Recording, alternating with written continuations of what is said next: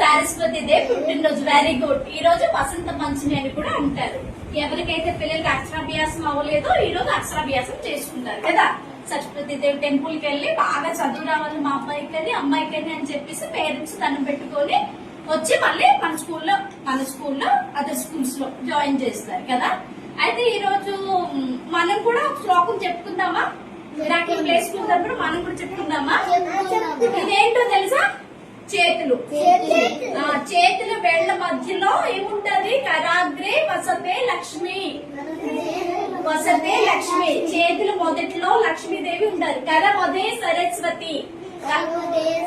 కరమదే సరస్వతి అని ఎందుకు వచ్చిందని అంటే ఈ పెన్ ఎలా పట్టుకుంటాం మనం?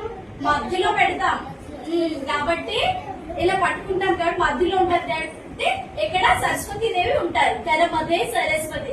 కరములేతు గోవిందం అంటే మనం ఏదైనా బలంగా ఎత్తేటప్పుడు ఎలా ఎత్తాం? బలంగా ఎత్తాం కదా. ఇవి ఇక్కడ గోవిందుడు ఉంటారు.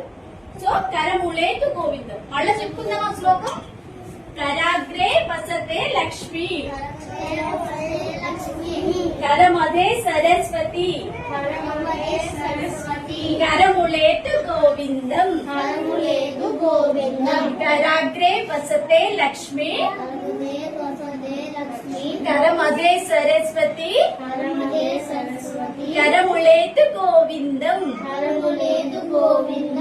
ఇది మన సరస్వతి దేవి శ్లోకం. ఓకేనా? మీరు మనస్ఫూర్తిగా అందరూ కూడా దండం పెట్టుకోండి. Very good.